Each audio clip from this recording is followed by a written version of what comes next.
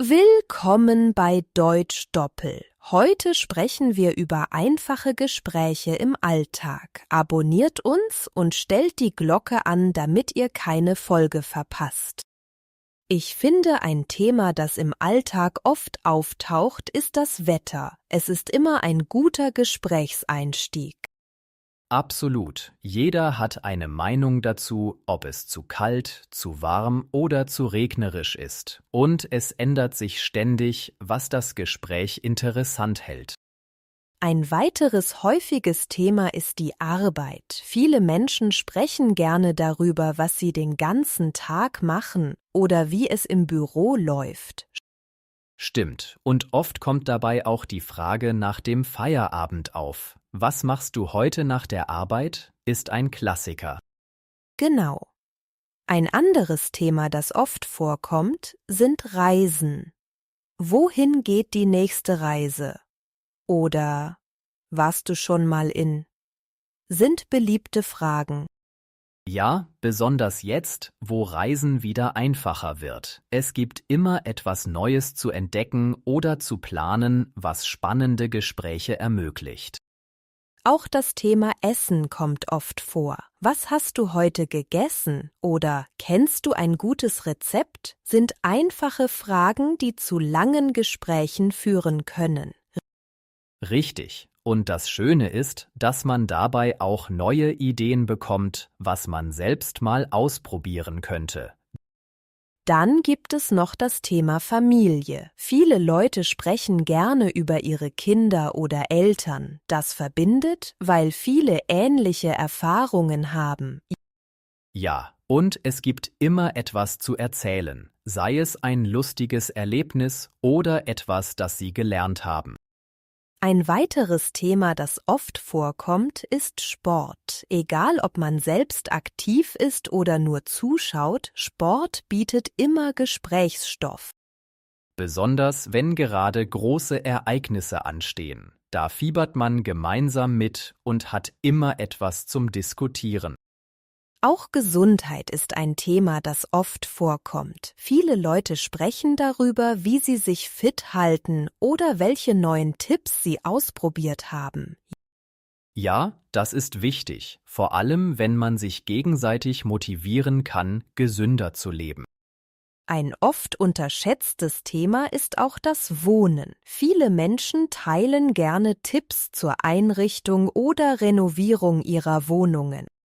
Genau, und manchmal tauscht man auch Ratschläge aus, wie man bestimmte Dinge im Haushalt besser organisieren kann. Und dann gibt es noch Hobbys. Was machst du in deiner Freizeit? Kann zu sehr interessanten Gesprächen führen. Klar, denn jeder hat andere Interessen und man kann viel voneinander lernen oder neue Inspirationen bekommen. Insgesamt gibt es viele Themen, die im Alltag immer wieder kommen und die Gespräche lebendig halten. Ja, und das Schöne ist, dass man immer etwas Neues erfährt, egal wie oft man über diese Dinge spricht. Weißt du, manchmal ist es gar nicht so einfach, ein Gespräch anzufangen, oder? Ja, das stimmt. Manchmal steht man da und weiß nicht, was man sagen soll. Aber ein einfaches Hallo oder Wie geht's ist oft der erste Schritt. Genau, diese Fragen sind so alltäglich, dass sie fast immer funktionieren, und von da aus kann sich das Gespräch schnell entwickeln. Ja, und es ist auch nicht schlimm, wenn die Antwort kurz ist. Man kann einfach weiterfragen. Zum Beispiel, was hast du heute so gemacht? Richtig. Und wenn man etwas über die andere Person weiß, kann man darauf aufbauen. Wie läuft es mit deinem neuen Hobby? Könnte ein guter Einstieg sein.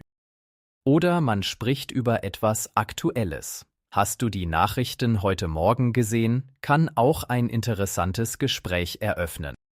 Ja, das stimmt. Aktuelle Themen bieten viel Gesprächsstoff und man kann schnell in eine spannende Diskussion eintauchen. Und was hältst du von Komplimenten? Ein nettes Wort kann oft die Stimmung auflockern und das Gespräch in Gang bringen. Absolut. Ein einfaches „Dein T-Shirt gefällt mir“ kann Wunder wirken. Es zeigt Interesse und öffnet Türen für mehr. Genau. Und wenn man sich unsicher fühlt, kann man auch über etwas sprechen, das man gemeinsam erlebt hat. Erinnerst du dich an letztes Wochenende? Ist immer gut.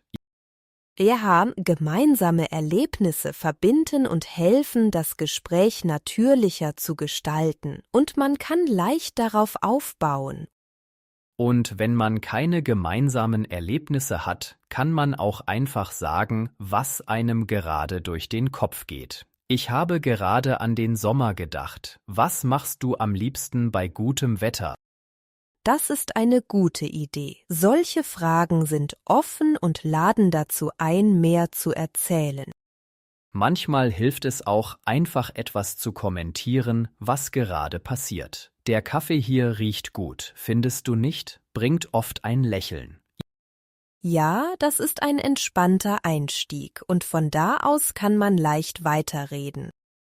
Ganz genau. Und wenn man den Gesprächspartner nicht so gut kennt, kann man auch allgemeine Fragen stellen wie: Hast du ein Lieblingsbuch? Das ist eine tolle Frage, weil sie viel über eine Person verraten kann. Jeder hat eine Meinung dazu. Und wenn alles andere fehlschlägt, kann man einfach ehrlich sein und sagen: Ich bin nicht gut darin, Gespräche zu beginnen, aber ich würde gerne mehr über dich erfahren. Das ist schön, weil es ehrlich und direkt ist. Die meisten Menschen reagieren positiv darauf, wenn man offen ist. Ja, und so kann man auch gleich die Spannung nehmen. Am Ende geht es darum, dass beide sich wohlfühlen. Wenn ein Gespräch einmal gut läuft, möchte man natürlich auch, dass es spannend bleibt. Was denkst du, wie kann das gelingen? Ich finde, Abwechslung ist wichtig. Wenn man über verschiedene Themen spricht, bleibt es interessant. Man kann zum Beispiel von einem Thema zum nächsten wechseln. Stimmt, und es ist auch gut, Fragen zu stellen, die zum Nachdenken anregen. Fragen wie: Was würdest du tun, wenn du einen Tag lang unsichtbar wärst? Sind da spannend. Ja, solche Fragen sind super. Sie lassen Raum für Fantasie. Und man erfährt oft etwas Neues über die andere Person. Genau, und es hilft auch, wenn man aufmerksam zuhört und auf das Gesagte eingeht. So fühlt sich der andere wirklich gehört und verstanden. Richtig, Zuhören ist entscheidend. Es zeigt Interesse und Respekt, und oft ergeben sich daraus neue Fragen oder Themen. Manchmal kann es auch helfen, etwas Humor einzubauen. Ein kleiner Witz oder eine lustige Geschichte lockern die Atmosphäre auf.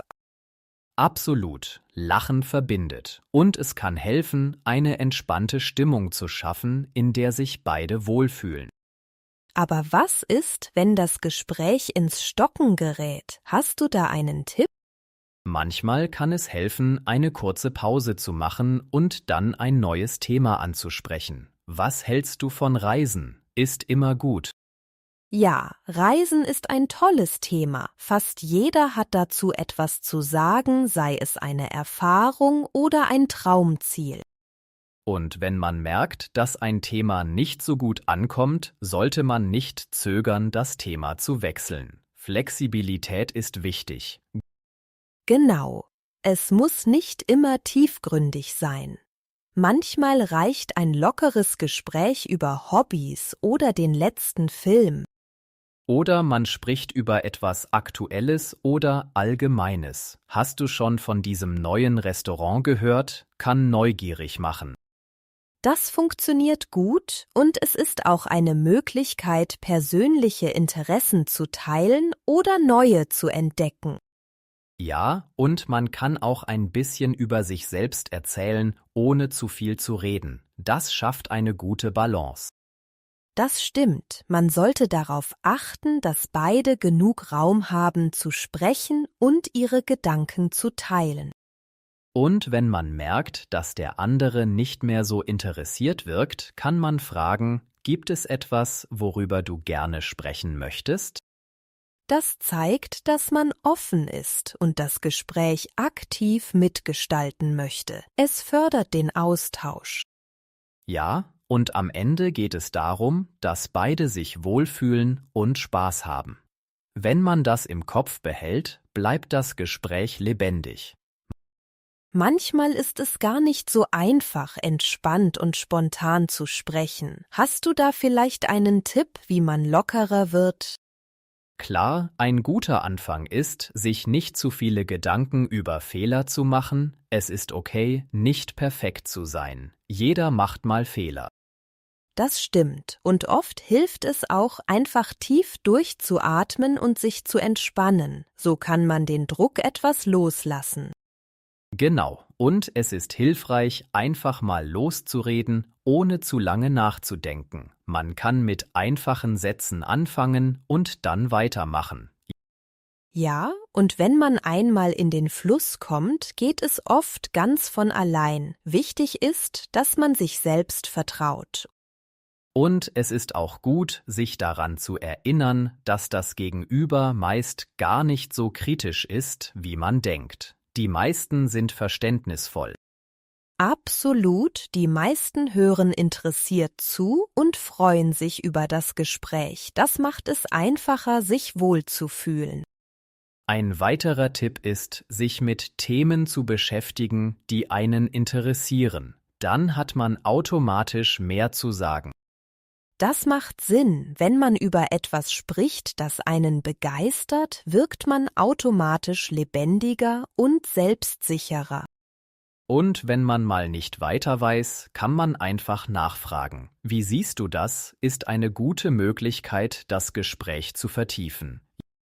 Ja, Fragen sind ein gutes Mittel, um das Gespräch im Fluss zu halten. Sie zeigen auch, dass man am Gespräch interessiert ist. Und manchmal hilft es, sich kleine Geschichten oder Erlebnisse zu merken, die man teilen kann. Das macht einen authentisch und greifbar. Richtig, persönliche Erlebnisse machen das Gespräch oft interessanter und geben dem anderen auch einen Einblick in die eigene Welt. Und wenn man merkt, dass man zu nervös wird, kann man sich bewusst daran erinnern, dass es ein lockeres Gespräch ist. Kein Grund zur Panik. Genau, es gibt keinen Grund, sich selbst zu stressen. Am Ende geht es darum, eine gute Zeit zu haben und sich auszutauschen.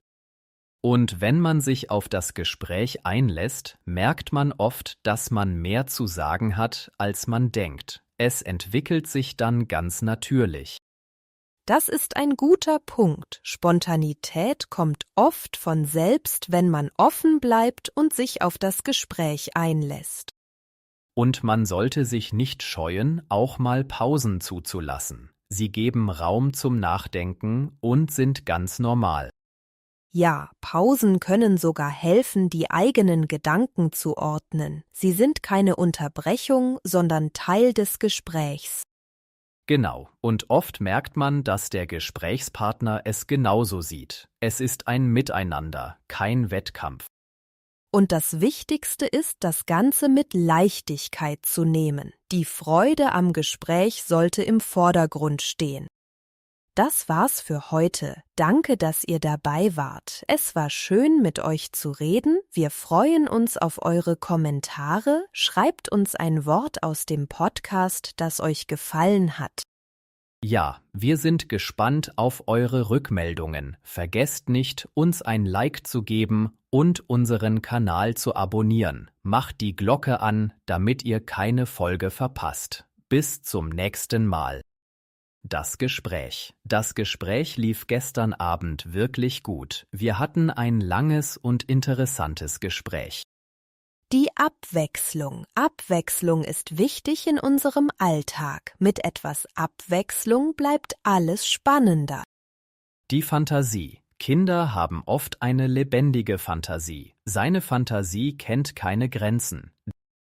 Der Humor. Humor kann helfen, schwierige Situationen zu meistern. Ihr Humor bringt alle zum Lachen. Die Spontanität. Spontanität macht das Leben oft aufregender. Manchmal hilft Spontanität, neue Erfahrungen zu sammeln.